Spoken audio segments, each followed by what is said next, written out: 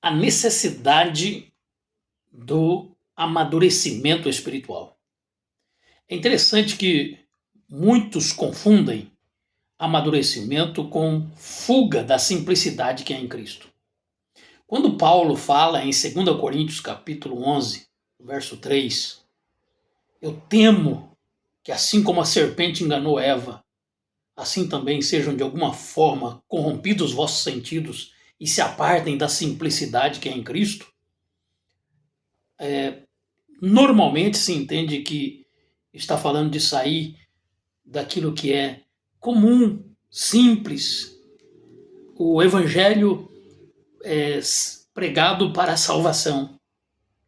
O evangelho que se anuncia para a salvação é aquele evangelho que nós falamos as boas novas de salvação. Jesus veio para nos salvar, nos resgatar deste mundo mau e pecaminoso, nos tirar do caminho da morte e do inferno. E a Bíblia diz que este evangelho é pregado a todos e o Espírito Santo convence do pecado, da justiça e do juízo. E faz com que a pessoa reconheça o seu estado de pecado e ela se entregue ao Senhor. Este evangelho simples é tão maravilhoso que, diz a palavra, que quem ouvir, crer, será salvo. Quem não crer será condenado. A simplicidade de que você ouvindo a palavra de Deus, crendo no Senhor, você tem a resposta para a sua vida e garantia de vida eterna. Bem, mas isso não pode nos ser imposição para que a gente não cresça espiritualmente. O apóstolo Pedro, ele chega a dizer em 1 Pedro 1:3, se não me engano, esteja pronto para responder a razão da vossa fé. Aquele que te perguntar. O fato é que quando nós falamos de algo que é a razão da nossa fé, sai um pouquinho daquilo que é simplesmente ouvir e crer. Nós às vezes discutimos algo ou apresentamos algo que as pessoas compreendem isso ou não compreendem isso, né? Porque sai fora daquela simplicidade da apresentação do evangelho para a salvação. Mas quando nós estamos falando da continuidade da nossa fé, nós temos que ir um pouquinho mais profundo. A Bíblia diz que o homem natural não compreende as coisas de Deus porque lhes parece loucura. Mas o espiritual sim, tem a mente de Cristo, vai até as profundezas de Deus pelo Espírito de Deus. Ou seja, nós não podemos ficar no raso. Há uma necessidade de amadurecimento. O apóstolo Paulo ele fala, o que vocês ouviram de mim, confia a homens fiéis para ensinarem a outros, idôneos para ensinarem a outros, homens fiéis e idôneos para ensinarem a outros, para continuar a anunciar este evangelho. Ou seja, o amadurecimento é necessário. E quando nós falamos não da iniciação, simplesmente quem ouvir, ao ouvir a mensagem do evangelho, esse evangelho é simples, porque se anuncia como um simples agricultor que sai a semear o evangelho. O evangelho é lançado e cai nas terras, umas rejeitam, outras recebem, e isso se torna frutífero, muito bom, mas nós não podemos ficar por aí. Nós precisamos de amadurecimento, nós precisamos de crescimento, nós precisamos de discernimento, nós precisamos de permanecer na fé. O Senhor não só nos convidou para dizer, eu quero ser seu seguidor. Ele nos convidou para continuar com ele na caminhada. Quando aquele rapaz pergunta para ele, Senhor, o que eu farei para ser salvo? Essa é a pergunta que normalmente seria uma resposta simples do Evangelho. Está aqui a oferta de Deus, as boas novas para você. Jesus está aqui, está perguntando logo para o Salvador, o que eu devo fazer para ser salvo? Crer no Senhor Jesus Cristo, será salvo tu e a tua casa? Jesus disse para ele algo mais. Jesus disse para ele, você tem que ser meu seguidor, mas você precisa deixar tudo. A questão dele não foi não querer a salvação. A questão dele foi não ter condições de deixar tudo, trocar a sua vontade, de abandonar o seu eu para seguir a Jesus. Aceitar a Cristo e querer ser salvo, muito fácil. Ouvir a voz de Deus, ser convencido por ela, até há quem entrega. A Bíblia diz que como é aquela semente que caiu ali entre os pedregais. Nasce que é uma beleza. A questão é a maturidade, é a continuidade, é ir até frutificar. Para que se esteja em terra boa, precisa de amadurecimento espiritual. E aí vem os ataques. Mas aí você vai se fortalecendo na graça. Abraão foi fortificado, dando glória a Deus. Nós precisamos saber que há confrontos. Nós precisamos saber que há doutrinas diversificadas que nos querem tirar do caminho e precisamos de um amadurecimento. Se não conhecermos as verdades, a Bíblia diz que nós vamos sucumbir a muitos que desistiram da fé, abandonaram a fé. Por quê? Porque não se aprofundaram no conhecer a Deus.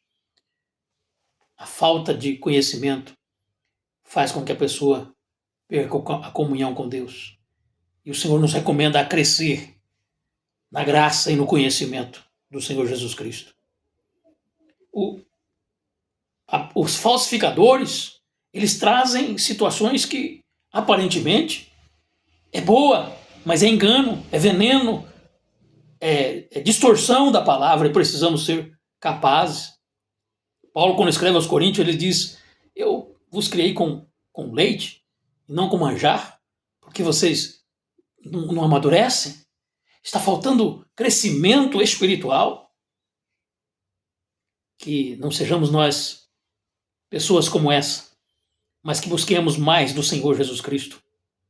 A ponto de, quando nós olhamos para a palavra, nós vemos que a falta de amadurecimento é o que levou muitas distorções.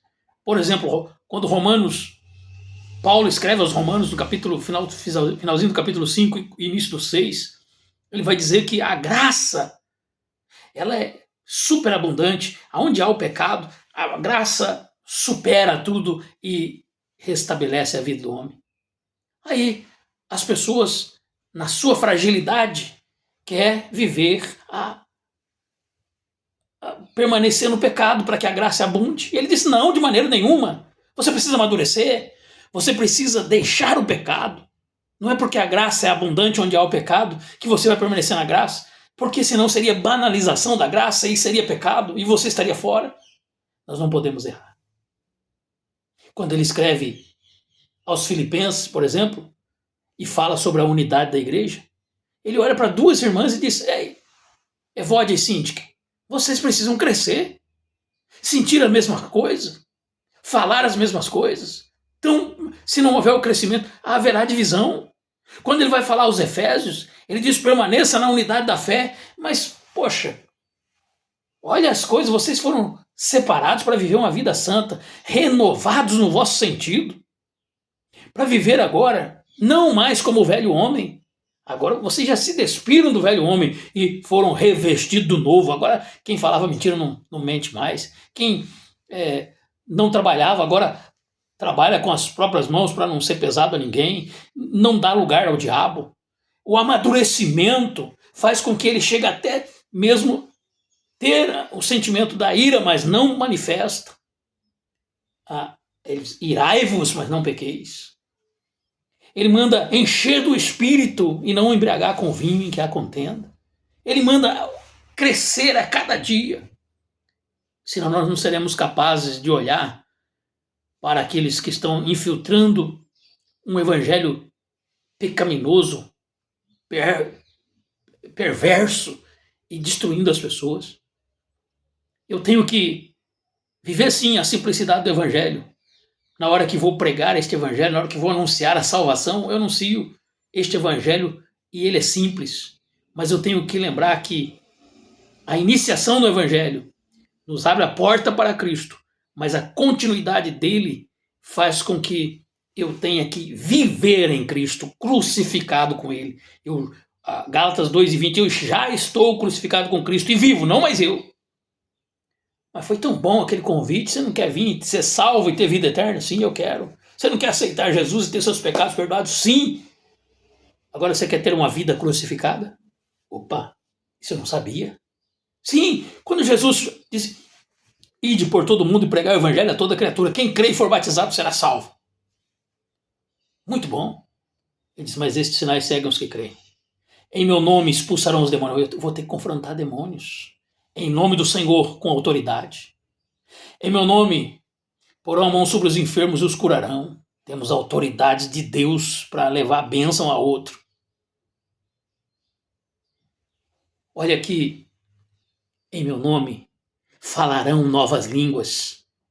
Eu terei revestimento de poder e autoridade na minha vida. Se eu ficar somente na iniciação, se tornarei raquítico e não produzirei frutos. Precisamos desenvolver urgentemente no Evangelho, crescer e fortalecer a nossa vida.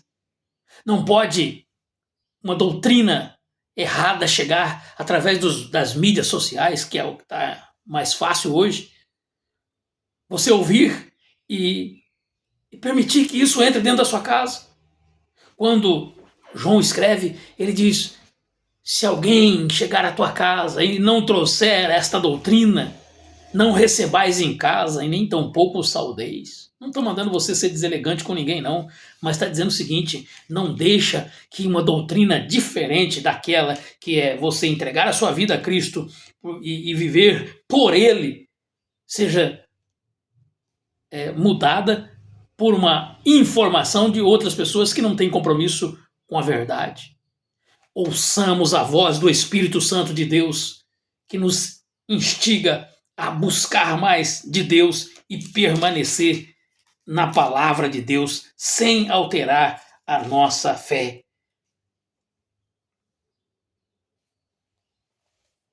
Nós precisamos confiar mais no Senhor Jesus Cristo. Nós precisamos ser, aleluia. Aqui, ó, 2 João, verso 9. Todo aquele que prevarica, não persevera na doutrina de Cristo, não tem a Deus. Quem persevera na doutrina de Cristo, esse tem tanto o Pai quanto o Filho. Opa! Pai, Filho, doutrina da Trindade. A Santíssima Trindade, por exemplo. Nós cremos em um único Deus que subsiste em 3 pessoas. Doutrinas diferentes que querem ludibriar não pode alterar a minha fé. Aqui está dentro que eu tenho que estar na doutrina de Cristo. Se eu não estiver em Cristo, eu não tenho Pai. Então tem 2 pessoas aqui. Só aqui já tem 2 pessoas. O Espírito Santo que convence. Aí está. Então são diversas as maneiras de nós entendermos e não sermos ludibriados com qualquer conversa.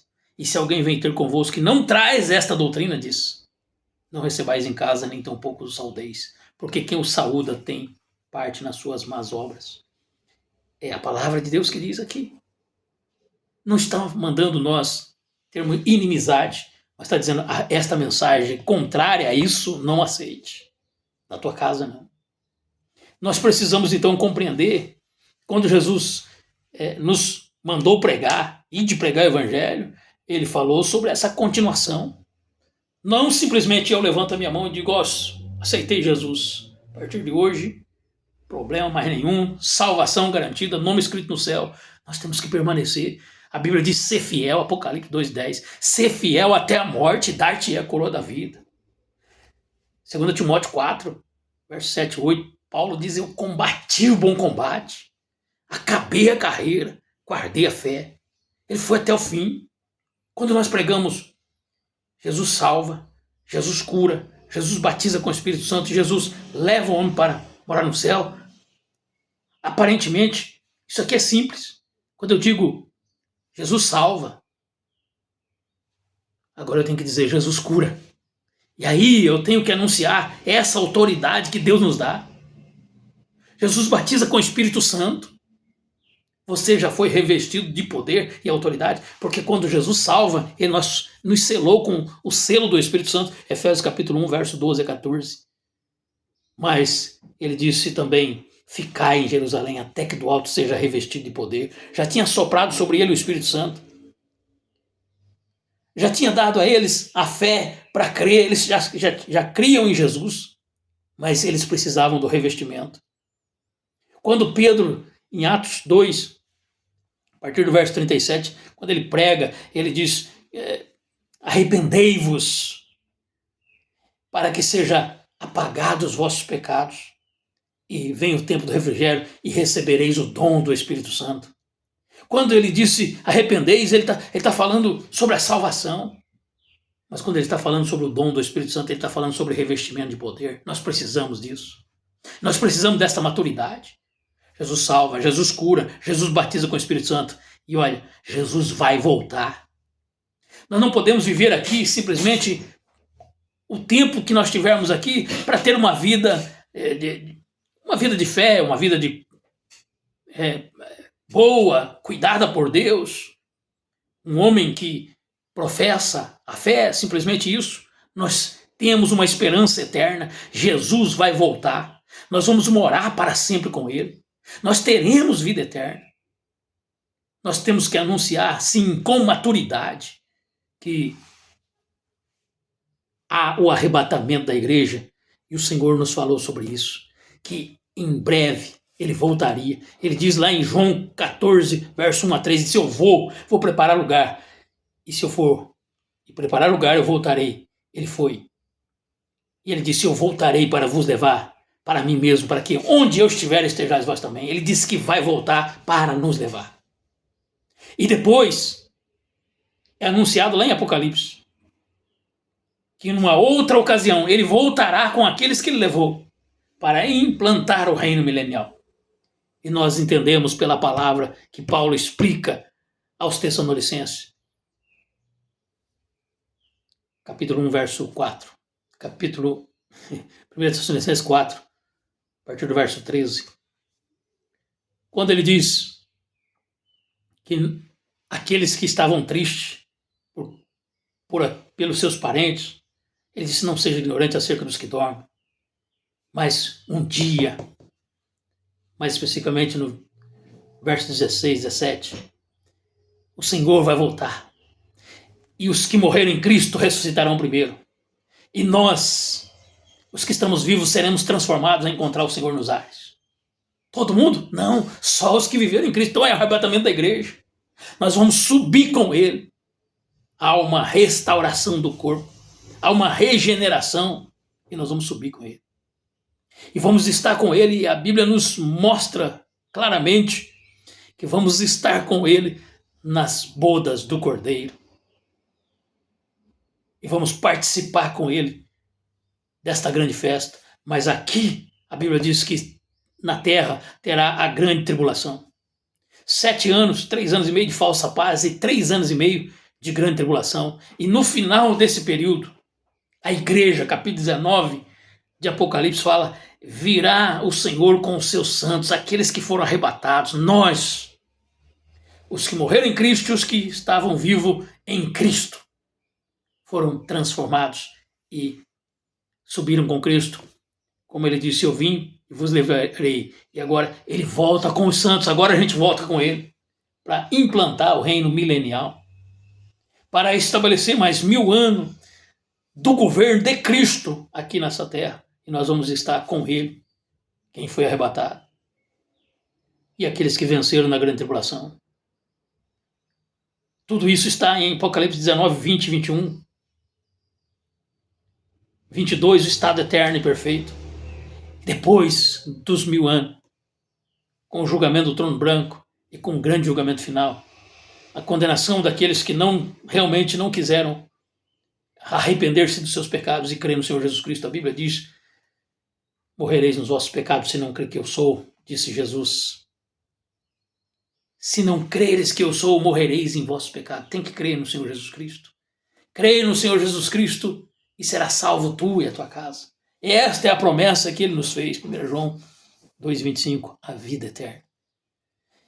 Aqueles então que, lá no final, no grande trono branco, forem julgados indignos, forem julgados não segundo a palavra de Deus, não creram no Senhor Jesus Cristo, serão condenados eternamente. E todos os demais que creram estarão para sempre com o Senhor. Este evangelho é completo. Este evangelho, ele é simples no seu anúncio. Ele é como uma semente que cai num terreno e que cresce. É a mais pequena dela, mas quando cresce se torna a maior das hortaliças. Mas é muito sério, porque quem permaneceu firme até o fim será salvo, mas quem não será condenado. É por isso que o textuário da Bíblia é João 3,16. Porque Deus amou o mundo de tal maneira que deu o seu Filho unigênito, para que todo aquele que nele crê não pereça, mas tenha a vida eterna. Crer, vida eterna. Se não crer, vai perecer no inferno. Que Deus possa ter misericórdia de todos aqueles que, ao ouvirem essa mensagem, e por um momento estiverem duvidosos, que o Senhor tenha misericórdia, mas que o Espírito Santo possa convencê-los e possa se entregar ao Senhor para que possam ter a promessa do Pai, a vida eterna, viver eternamente com Deus no céu de glória. Porque ele disse, eu vou, mas eu vou voltar para vos levar, para que aonde eu estiver estejais vós também. Vamos estar com ele para sempre. Que Deus te abençoe.